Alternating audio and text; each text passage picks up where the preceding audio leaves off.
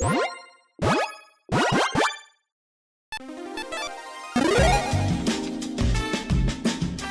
and welcome to the Commander's Quarters. I'm your host, Mitch. Glad to have you here. Here at the Commander's Quarters, we're all about Commander on a budget.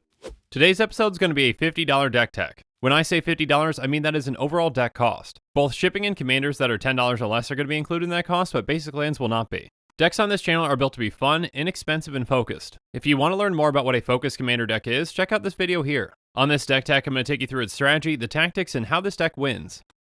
This show and episodes like this one are possible thanks to viewers like you. If you're looking for an easy way to help support this show, make sure that you like, share, and subscribe. Also, hit that bell notification icon so you don't miss any new episodes. And while you're at it, subscribe and review our podcast as well. You can also go check out our playmats and other merchandise at thecommandersquarters.com. Another easy way to support this show is with our TCG player affiliate links. So whether you're buying a deck or individual cards, you can use this general link right here or one in the description. And the final way that you can support this show is by supporting us directly by becoming a patron. There are many benefits to being a patron, and I truly couldn't do this without all of their support. Today's episode comes to you courtesy of Daniel. Daniel has been supporting this channel for over a year now as a general tier patron. I truly couldn't do this without the support from amazing patrons like Daniel. And for the personalized deck tech, Daniel chose Darian, King of Keldor with a Hit Me Bro tokens theme. Darian is a 3/3 human soldier that costs 4 white. He has whenever you're dealt damage, you may create that many 1/1 white soldier creature tokens. So getting hit actually isn't a bad thing for this deck, it's a good thing. The more damage that we're dealt, the more soldier tokens we're creating. There's definitely a price for our opponents hitting us when Darian's on the field. But we've even got some ways to incentivize our opponents to actually hit us too. So what's our strategy with this deck? We're going to take a lot of damage and make a ton of soldiers. Again, the more damage that we take, the more soldiers we create. And then how do we win with this deck? We're going to pump our soldiers with anthems and then smash our opponents. So at a certain point for each damage that we take, we're going to deal out a lot more damage with our giant soldiers. As with all Commander's Quarters decks, I'm going to take you through 10 different tactics that show you how the deck works and how we're going to win with it. Let's start things off with tack number 1, Hail to the King.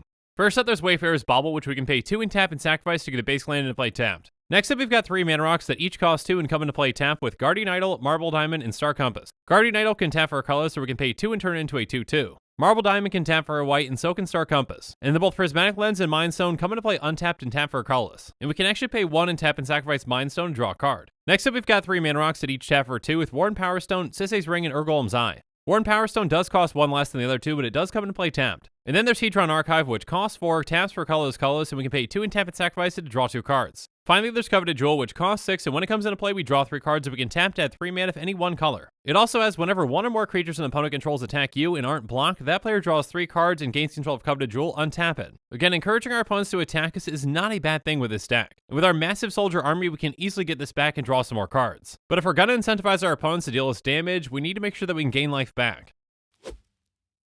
So let's move on to tactic number 2, Hurry Up and Hit Me.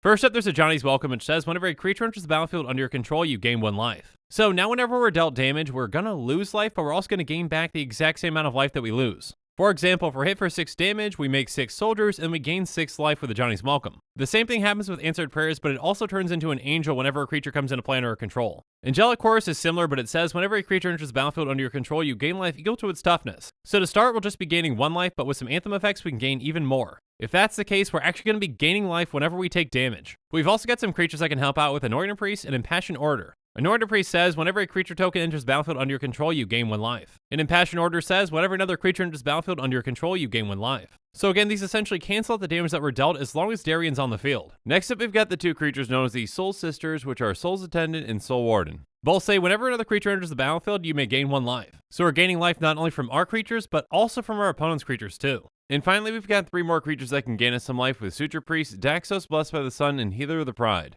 Suture Priest says whenever another creature enters the battlefield under your control, you may gain 1 life, and whenever a creature enters the battlefield under an opponent's control, you may have that player lose 1 life. So this card not only helps us out, but it also can hurt opponents. And then Daxos says whenever another creature you control enters the battlefield or dies, you gain 1 life. And Healer of the Pride actually can gain us the most life. It says whenever the creature is battlefield under your control, you gain 2 life. So with this and our commander in play, we essentially gain 2 life whenever we're dealt damage. But what happens if our opponents won't hit us once we're set up? It's time for us to move on to tactic number 3, keep hitting yourself. First up, there's Scepter Vampires, which we can tap to deal 1 damage to target player. Again, dealing ourselves damage is actually a good thing with this deck. The more damage that we do, the more soldiers that we create. And again, if we're set up with those previous cards, we can gain some life too. So we've also got Goblin Charbelcher, which we can pay 3 and tap it to reveal cards from the top of our library until we reveal a land card. Goblin Charbelcher deals damage equal to the number of non-land cards revealed this way to target creature or player. So this one is actually pretty variable, but we'll take what we can get since we're in mono white. It might whiff sometimes, but there are also times when it can make us a ton of soldier tokens at once. And then there's Jinxed Idol, which says at the beginning of your upkeep, Jinxed Idol deals 2 damage to you and sacrifice a creature, target opponent gains control of Jinxed Idol. So when it's beneficial for us to have, we can keep it, and when we want to give it away, we can easily sacrifice a soldier to do so. Next up, there's Barbed Wire, which says at the beginning of each player's upkeep, Barbed Wire deals 1 damage to that player. And then Ankh of Mishra says whenever a land enters the battlefield, Ankh of Mishra deals 2 damage to that land's controller. So just playing a land can give us 2 soldiers and gain us some life too if we're set up. And finally, there's Angel's Trumpet, which is a fantastic card in this deck. It says all creatures have vigilance, and at the beginning of each player's end step, tap all untap creatures that player controls that didn't attack this turn. Angel's Trumpet deals damage to that player equal to the number of creatures tapped this way. So this does multiple things for this deck. First up, this gives our soldiers vigilance, which can come in handy. But secondly, we can actually just choose not to attack with our creatures and then have to tap them and take a ton of damage, which makes us even more soldiers. This can essentially double up our army, and if we're set up properly, we can actually gain life from this. Also, it can really force our opponents to start attacking as well. And again, if they're coming our way, we're usually happy to let some damage come through. But we've actually got some other ways to force damage as well. So let's move on to tactic number 4, Pain Empathy. First off, we've got Civi's Valor, which says if you control a planes, you may tap an untapped creature you control rather than pay the spell's mana cost, and all damage that would be dealt to target creature this turn is dealt to you instead. So basically, this spell is free in this deck, and it can do a lot of work. If any creature on the battlefield is about to take a lot of damage, we can just cast this spell and then take all that damage from it into ourselves. Again, this can make us a lot of soldiers, can gain us a lot of life, it just depends on how we're set up. But Blood of the Martyr can do this in an even bigger way. It says until end of turn, if damage would be dealt to any creature, you may have that damage dealt to you instead. This can create us an absurd amount of soldiers all at once. But a repeatable effect comes with Vassal's Duty. It has pay 1, the next 1 damage that we dealt to target legendary creature you control, this turn is dealt to you instead. So if Darian is blocked or blocking, we can prevent some of that damage that's dealt to him and instead take that damage so we can make some soldiers. Now these cards are all good, but there's one that stands above the rest. And that would be the golden pick of this deck, which is the number 1 card out of our 99. And the golden pick for this deck is Jade Monolith. Jade Monolith is an artifact that costs 4 and it has pay 1. The next time a source of your choice would deal damage to target creature this turn, that source deals that damage to you instead. This card is absolutely absurd in this deck. For just 1 mana, we can prevent damage to any creature and then take all that damage instead. So any opponents that are attacking or blocking, it doesn't matter what they're doing, we can take that hit for that creature instead. This even works on damage-based board wipes too. If we're set up properly, we can make a ton of soldiers and gain an absurd amount of life. This repeatable effect can really set us ahead of our opponents, and that's why it's the Golden Pig. But how are we actually going to get to all these great cards?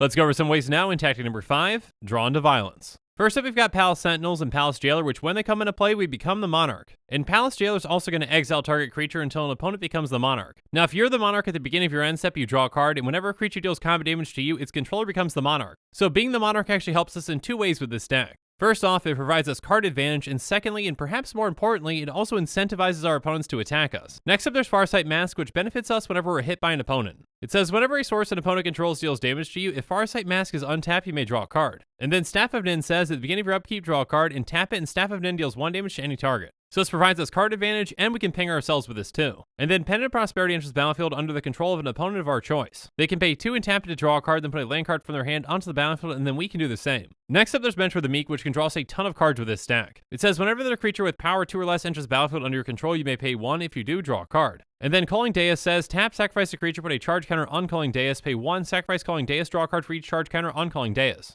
And finally, we've got 3 more artifacts that can draw us cards with Book of Wrath, Loreseeker Stone, and Sandstone Oracle. Book of Wrath has pay 2 and pay 2 life, draw a card. Loreseeker Stone has pay 3 and tap it to draw 3 cards. This ability costs 1 more to activate for each card in your hand. And then Sandstone Oracle says when it enters the battlefield, choose an opponent. If that player has more cards in hand than you, draw cards equal to the difference. Now, drawing cards is great, but we're also hoping to keep our board position safe too. So let's go over some ways to help with that in tactic number 6, Team Spirit. First up, there's Brave the Element, which says choose a color. White creatures you control gain protection from the chosen color until end of turn. So for just 1 mana, we can protect our entire team or use this to get our creatures through. And then both Rootborn Defenses and Make a Stand are going to make all of our creatures indestructible until end of turn. On top of that, Rootborn Defenses lets us populate, and Make a Stand gives all of our creatures +1/+0 until end of turn. And finally, there's Indestructibility, which we can put on our commander to make it indestructible. Again, the longer our commander stays on the field, the more soldiers we'll be making. So let's see how we can best utilize those soldiers in tactic number 7, the front lines. First off, we've got a way to get even more soldiers with first response. It says at the beginning of each upkeep, if you lost life last turn, put a 1/1 white soldier creature token onto the battlefield. So if we've got people attacking us, or if we've got some of our own damage ourself effects, this can come in huge. And then Knight Captain of Eos has, when it comes into play, we put 2 1/1 white soldier creature tokens into play, and by paying a white, we can sacrifice a soldier and prevent all combat damage dealt this turn. Essentially, this can be a never-ending fog for this deck as long as it's in play. And finally, there's Catapult Master, which has tap 5 untap soldier you control, exile target creature. With all the soldiers that we're going to have in play, this can exile an absurd amount of creatures. We've also got some other ways to take out a ton of creatures at once.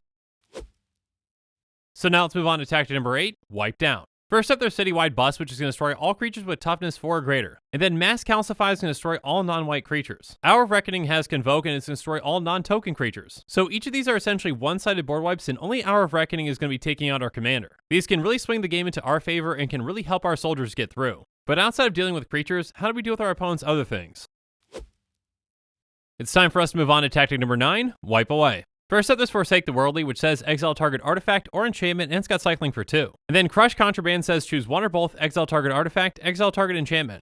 Next, there's Oblation, which can pretty much deal with anything. It says the owner of target non-land permanent shuffles it into their library, then draws 2 cards. This is actually a very flexible card since we can actually target one of our own things to draw some cards. Losing a 1/1 soldier token is definitely worth drawing some cards. But like I mentioned before, we've got some ways to make those soldiers even bigger and more valuable.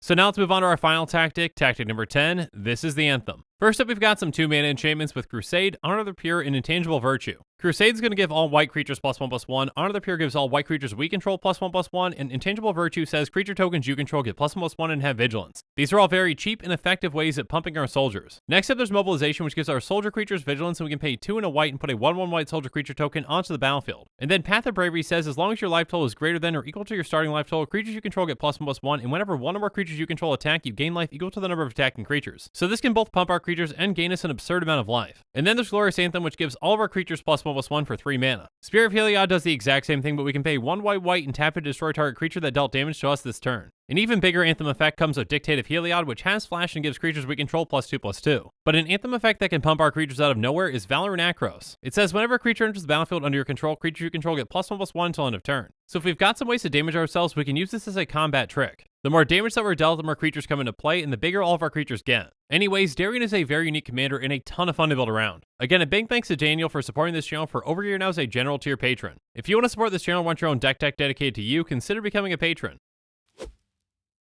But now that we've gone through the spells in this deck, let's go on to the mana base. First up, there's Mirrored Landscape, which comes into play tapped, and we can pay 2 and tap and sacrifice to get 2 planes into play tapped. Next up, there's Sunscorched Desert, which when it comes into play deals 1 damage to target player, and Nomad Stadium's going to deal 1 damage to us when we tap it for a white. And then Zalfirin Void's going to let us scry 1 when it comes into play, and Cryptic Caves we can pay 1 and tap and sacrifice to draw a card, but we can only do this if we have 5 more lands. Finally, the rest of our mana base is very simple. We're going to be running 31 planes. And now that we've gone through every single card in this deck, let's do a quick price check. A quick reminder that our deck costs are calculated using TCG Player Optimization, optimizing with even heavily played and damaged cards because those cards need a home too. The average Darion EDHREC deck will set you back $358.34. Our deck is much more affordable, coming in at $49.06. Again, the price of this deck is the price that I got for it on the day that I'm recording. If you want to see a breakdown of this deck's cost, check out the link in the description. Keep in mind that prices can and will fluctuate and change over time. But with these deck costs, I want to be as transparent as I possibly can. Again, Commander's Quarters decks are about to be tuned and focused within their budget, but there are always ways that we can improve on them. So let's go through some reasonable upgrades now to see what some of those ways just might be. First up, let's add in Throne of the High City by taking out a Plains. Next up, let's add in Slate of Ancestry by taking out Sandstone Oracle. And then we're adding in Skullclamp by taking out Calling Dais. Next up, let's add in Cathar's Crusade by taking out Glorious Anthem. And then let's add in Divine Visitation by taking out Mobilization. Finally, let's add in Aetherflux Reservoir by taking out First Response.